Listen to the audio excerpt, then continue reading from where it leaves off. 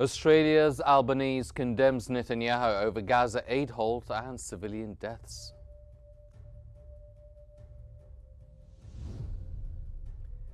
Egypt's President Sisi vows to safeguard Egypt's Nile share while backing the basin development. And Jordan hosts US and Syrian officials for post-Assad reconstruction talks.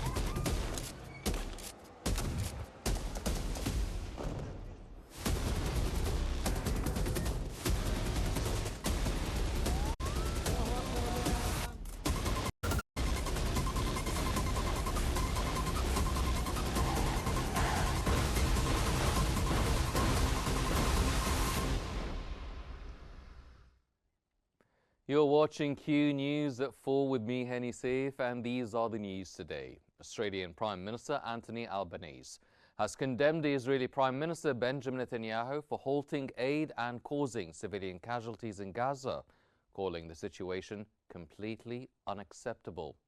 Albanese criticized the ongoing violence and Israel's settlement expansion, urging a change in strategy.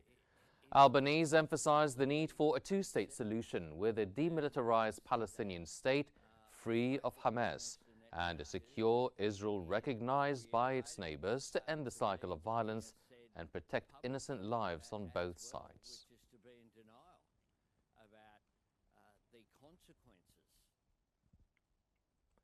European Union Foreign Policy Chief Kaja Kallas has warned that the war in Gaza is becoming more dangerous by the hour, following an emergency video conference with European Union foreign ministers.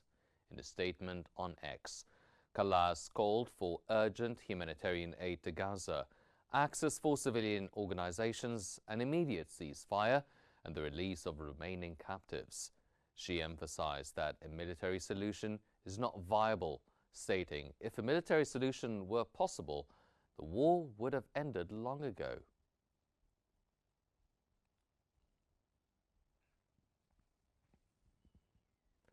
UN agencies have sounded the alarm after medical sources in Gaza reported that over 100 children have died from malnutrition since the war began in October 2023. The UN Office for the Coordination of Humanitarian Affairs described the toll as a catastrophic milestone and called for immediate global action. The World Food Programme warned that over 300,000 children are at severe risk, while a third of Gaza's population endures days without food.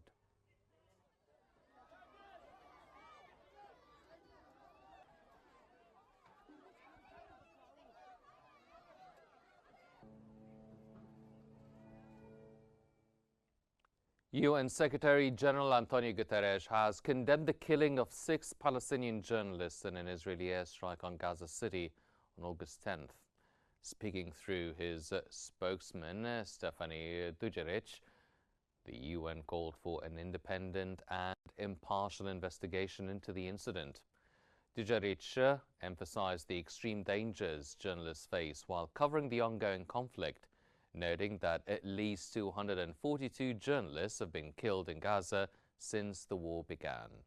He stressed the need for journalists and media workers to be respected, protected, and allowed to work freely without fear or harassment.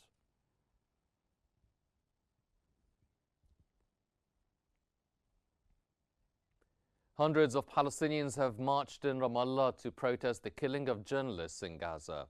Al Jazeera reporter Anas Sharif had previously received threats from Israel, was killed along with 4 colleagues and an assistant in an Israeli airstrike near Al-Shifa Hospital in Gaza City on Sunday. A 6th journalist, freelancer Mohammed Al-Khaldi, also died in the strike. Israel claims Sharif was linked to Hamas, a charge denied by both Al Jazeera and the journalist himself prior to his death. The attack has drawn condemnation from media and human rights groups.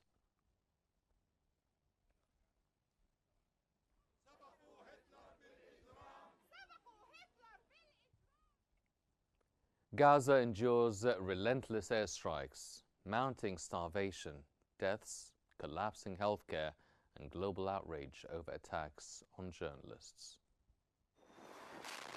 Overnight, Israeli airstrike pounded eastern Gaza City, Zaytun, Qnews, and Al-Mawasi, leaving widespread destruction as military operations intensify. The hunger crisis deepens, with 5 more Palestinians, including a child, dying from malnutrition, raising the total starvation deaths to over 220. More than 100 of them are children. Journalists have also been targeted. 6 media workers were killed when an airstrike hit a media tent outside Al-Shifa hospital, drawing strong condemnation from the European Union and press freedom organizations, which are demanding accountability. Gaza's healthcare system is near total collapse. Al-Shifa hospital, once a 700-bed hub, now operates only 3 surgical theaters with half its staff. Supplies, electricity, medicine, and food are critically short. Surgeons work amid rubble, often unable to save lives in time.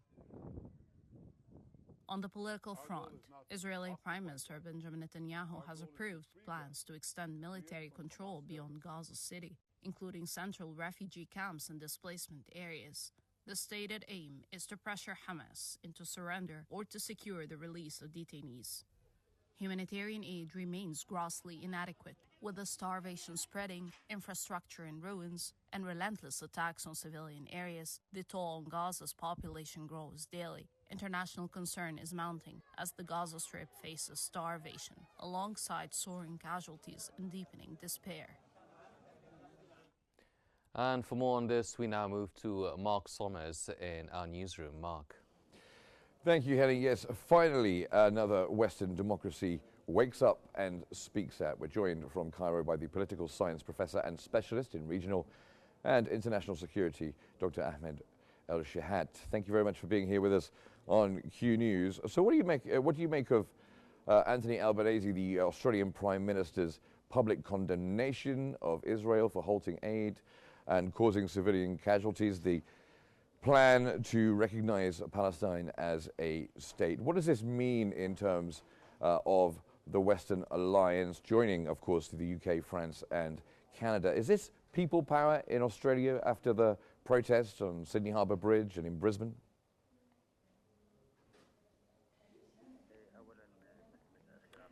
Firstly, good afternoon to you and your audience. And I see that the Israeli practices along with the violations that we are seeing around ours in Gaza Strip, either linked to the genocide and war or the scheme of starvation and displacing the Palestinian to establish the forced displacement. This was perceived internationally with an outright condemnation, starting by the UN and followed by or sponsored by Saudi Arabia and France, that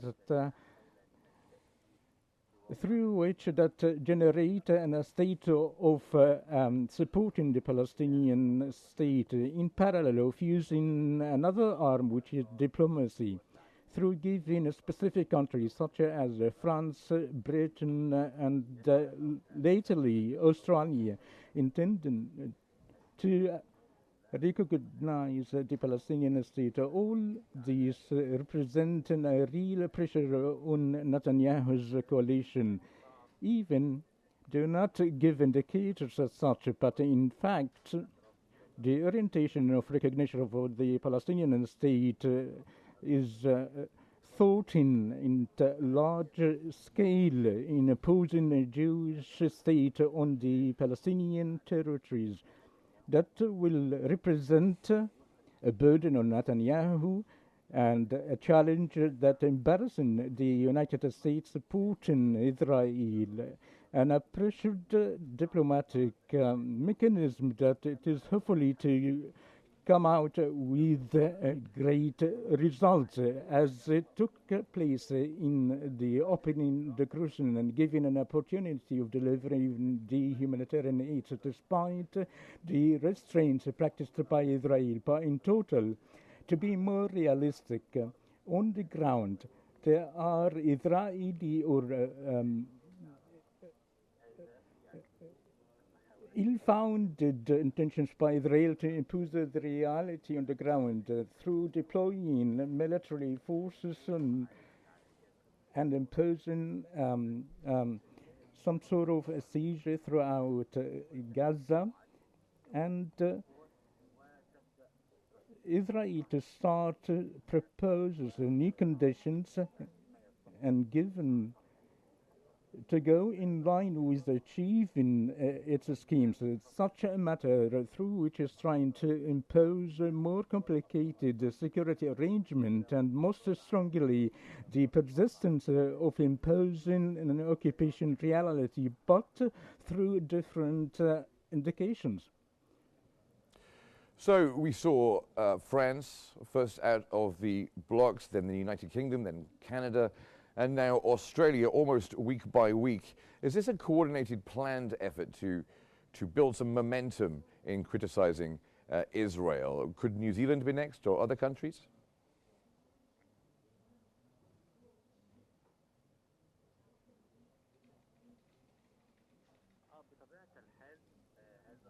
Absolutely, such a momentum by great countries, as you mentioned, France, Britain, Australia, and Canada, such countries that has great ties and a great strategic rapprochement, particularly France and Britain. Naturally, such a momentum will be more provocative for countries that deal with, such as Britain, as the crown countries, as so they say, that would come New Zealand to come on board in a way or another. That will be some sort of provocations for those who have the direct ties that announced to recognize the Palestinian statehood with a full membership in the United Nations. And I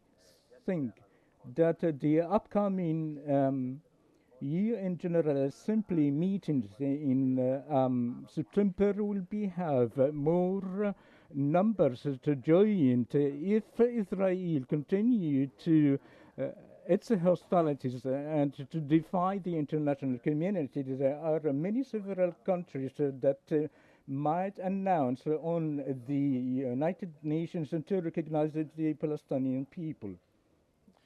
Now, of course, Kaja Kallas, who is the person who speaks on EU foreign policy, has said that the war is more dangerous by the hour. It's hard to imagine how it could be more dangerous, but do you think there's anything specific that she means by that?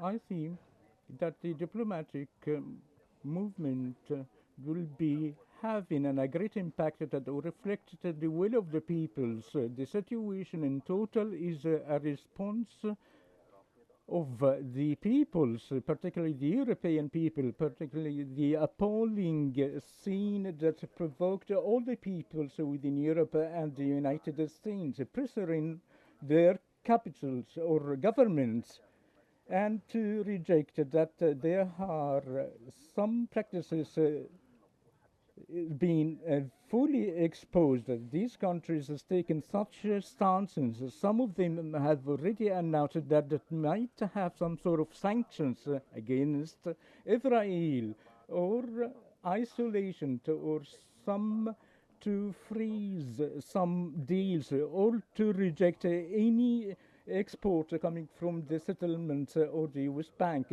Such isolation or reaction that are amounting as well as the disseminating such an idea of a full rejection of the forced displacement. Any state will take such a positive step will perceived positively by several countries except the United States, as we've seen in the UN Security Council, as the United States sees Israel as a great burden, even with the full support, but in fact it represents an economic, political and militarily burden, and the prolonging the war such an issue for the upcoming months, as the occupying the Gaza Strip that would cost highly, but imposing the support thriller that has a very internal considerations by the Jewish fabrics within. But in fact, to move through such an orientation is a strong movement since the beginning of the world by Europe internationally, through giving some provocations for other countries to employ their mechanism clearly to do such a thing.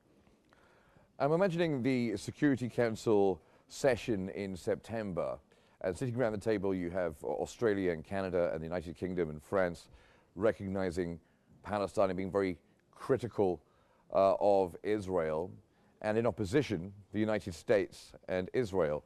Of course, the United States traditionally allied with those other countries. Do you think this might make the United States and Israel look isolated and like pariah states?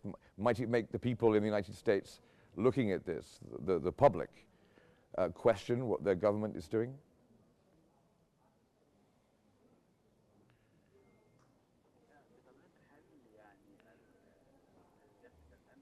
Certainly, the UN Security Council will be the strongest, as I think, and it will have a great impact and a great reaction to with respect to the Palestinian cause and the Gaza war in a way or another, particularly with its humanitarian perspective. The U.S. public, with supporting Israel is clearly, but with respect to the point related to the humanitarian dimension in the starvation as a weapon, that will have another way.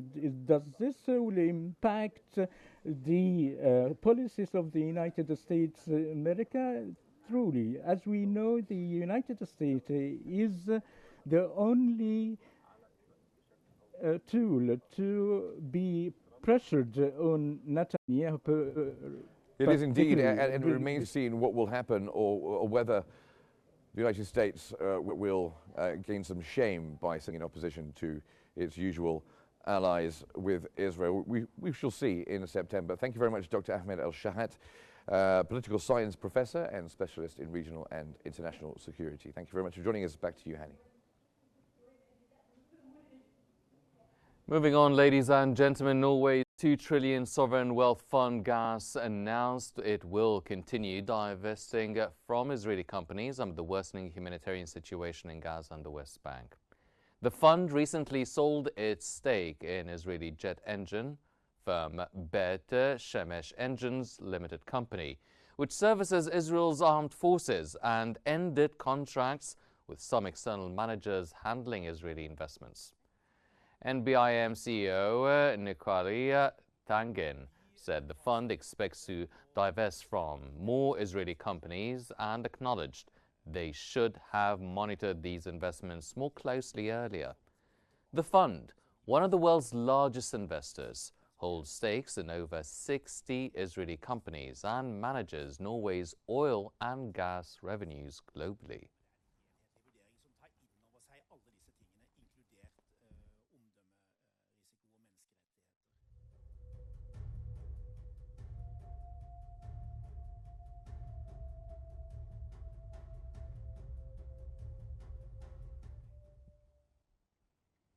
The Wall and Settlement Resistance Commission has warned of a major Israeli plan to expand settlement activity around the Eli colony, aiming to transform surrounding outposts into large neighborhoods.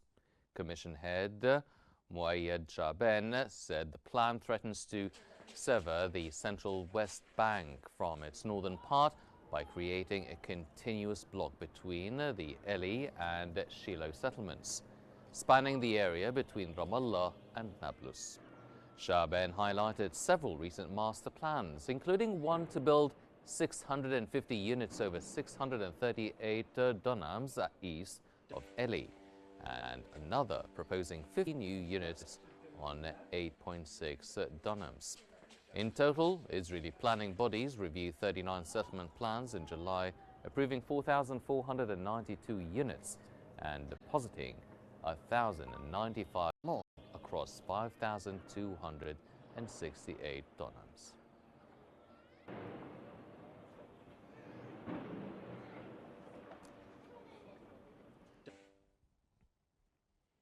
Madonna has called on Pope Leo to visit Gaza, urging him to bring hope to children caught in the conflict. In a social media post tied to her son's birthday, the singer said the Pope is the only one who cannot be denied entry and stressed the urgency of the situation. Politics cannot affect change, but consciousness can, she wrote, adding that she's doing what she can to help prevent children from dying of starvation.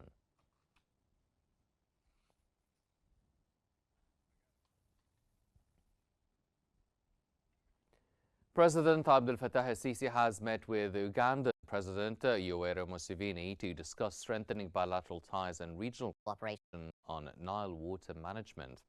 President el-Sisi emphasized Egypt's commitment to protecting its water share, vital for over 100 million people, while supporting development in Nile Basin countries within the international law. The leaders signed several agreements on water management, agriculture, investment and diplomacy, including a $6 million 5-year deal on integrated water resources. Egypt also pledged support for Uganda's Angololo Dam project. They agreed to boost economic cooperation through a joint business council and continue security collaboration. El-Sisi reassured Egyptians of Egypt's firm stance against any threats to its water security, highlighting ongoing diplomatic efforts for fair cooperation among Nile nations.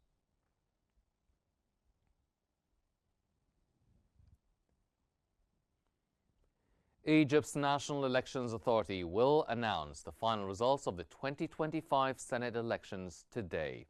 The NEA, led by Judge Hazem Badawi, has reviewed all submitted grievances, rejecting 17 in total, 4 procedural issues and 11 due to lack of evidence. The vote counting process, including ballots from Egyptians abroad, is being finalized ahead of the announcement. The elections, held on August 4th, were overseen by judicial authorities, with 424 candidates competing for individual seats and one electoral list, the National List for Egypt, covering 200 candidates.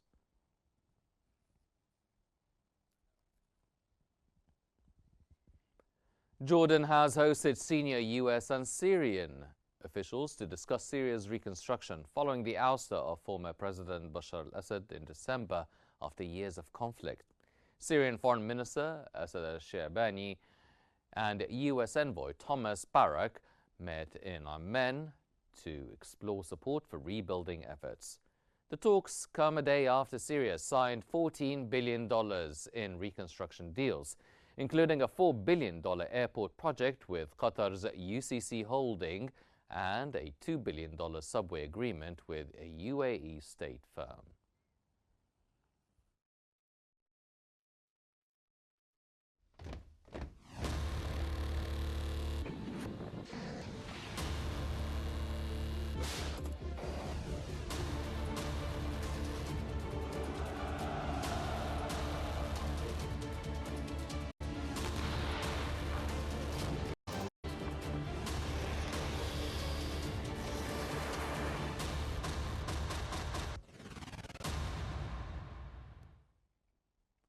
European Union foreign ministers met via video conference to discuss the upcoming US-Russia summit in Alaska this Friday, focusing on the potential for a ceasefire in Ukraine.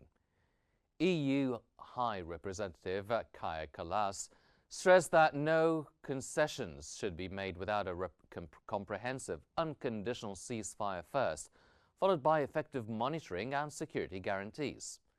Kallas also announced EU member states are drafting the 19th round of sanctions against Russia. Separately, a multi-party video conference is scheduled for Wednesday, involving EU leaders, Ukrainian President Zelensky and US President Trump, to prepare for the talks and discuss peace, territorial issues and European security.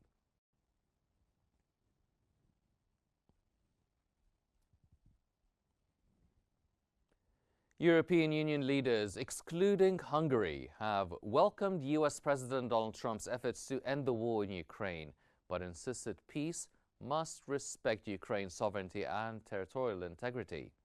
Peace cannot be decided without Ukraine, said the joint statement by 26 EU countries, calling for talks only in the context of a ceasefire. Hungarian Prime Minister Viktor Orbán opposed the statement, saying the EU should seek its own summit with Russia instead of giving instructions from the bench. EU Commission spokesperson Ariana Podesta confirmed leaders would speak with Trump and Ukraine's president ahead of Friday's Trump-Putin summit.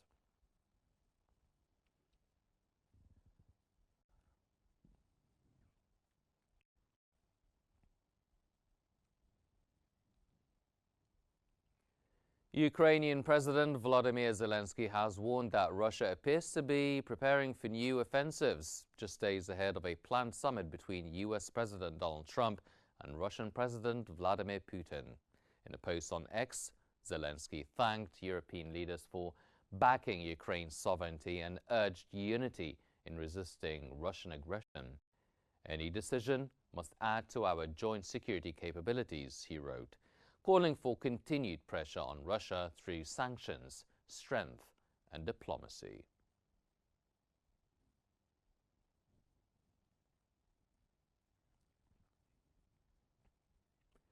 Earlier, Ukrainian President Volodymyr Zelensky has said Russian President Vladimir Putin is showing no intention of pursuing a ceasefire, instead aiming to frame upcoming talks with the US as a personal victory, while continuing his current military approach.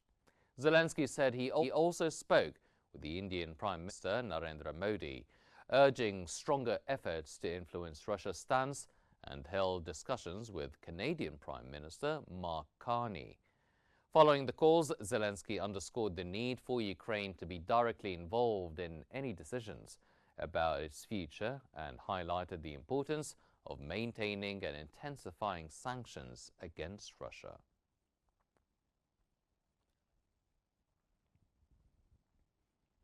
Ukrainian soldiers have firmly rejected the idea of ceding territory to Russia as a way to end the war, contrasting with US President Donald Trump's suggestion that both Kiev and Moscow may need to give up land for peace. Speaking from a training ground in Kharkiv, members of Ukraine's 58th Brigade said that they aim to reclaim all territory lost to Russia, with one calling Russian-held areas already lost but insisting on full restoration. The conflict remains Europe's deadliest since World War II.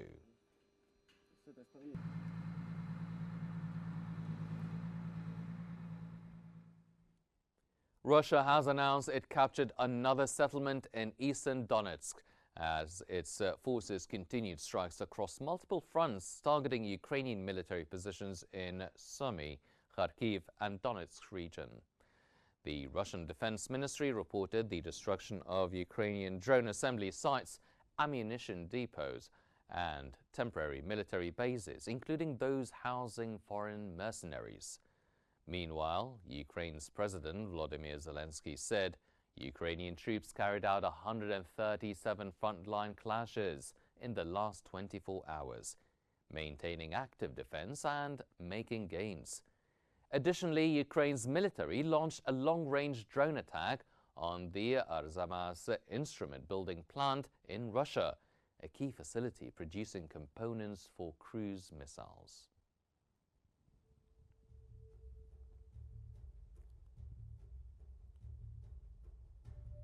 These are all the news we have for now, but here's a reminder of today's main stories. Australia's Albanese condemns Netanyahu over Gaza aid halt and civilian deaths. Egypt's President Sisi vows to safeguard Egypt's Nile share while backing basin development.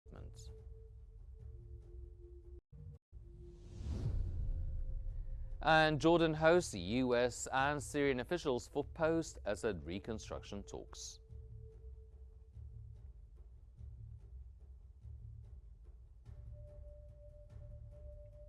This concludes our news bulletin for now, but please don't forget to follow Q News on YouTube, Facebook, X, Instagram and TikTok at Qnews EGY to stay informed. Thank you for watching and stay tuned for more updates here on Q News.